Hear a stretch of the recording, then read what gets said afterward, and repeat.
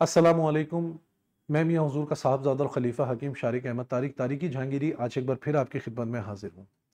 आज का जो हमारा टॉपिक है वो आम तौर पर लोग ऐसे सवालात नहीं करते, लेकिन मैंने ये ज़रूरियात ज़िंदगी है और हर इंसान चाहता है कि इस टाइप जो अभी हमें कोई अगर ख़बर मिलने वाली है तो वो ख़बर हमें खुशखबरी में बदल के मिल जाए।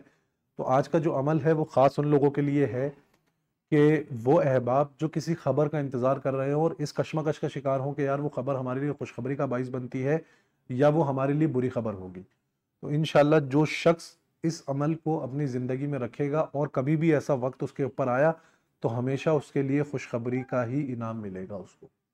अमल बहुत आसान है कि जो अहबाब भी ये अमल करना चाहते हैं मेरी तरफ से उनको इजाज़त है। अमल उन्होंने सुबह फजर में सुन्नतों और फ़र्ज़ के दरमियान में करना है। सुबह फजर की नमाज में सुन्नतों और फ़र्ज़ के दरमियान सबसे पहले आपने ये करना है कि 11 मरतबा दुरूद इब्राहिम पढ़ना है। 11 मरतबा के बाद अल्लाहुम्मा या वासिउल अता ये भी 11 मरतबा पढ़ना है। उसके बाद 111 मरतबा सूरह फातिहा पढ़नी है। फिर 11 मरतबा आपने अल्लाहुम्मा या वासिउल अता पढ़ना है। फिर 11 मरतबा आपने दुरूद इब्राहिम पढ़ना है। ये इस तरतीब से फजर में सुन्नतों और फ़र्ज़ के दरमियान में पढ़ें और इसकी तस्बीहात करें तो इंशाअल्लाह जो भी खबर मिलेगी वो खुशखबरी में मिलेगी, बुरी खबर कभी ज़िंदगी में नहीं मिलेगी। और अल्लाह रब्बुल इज़्ज़त आपके काम भी बनाएगा, आपकी मुश्किलात में भी आसानी फरमाएगा इस अमल की बरकत से। मेरी तरफ से आप तमाम अहबाब को इस अमल की इजाज़त है।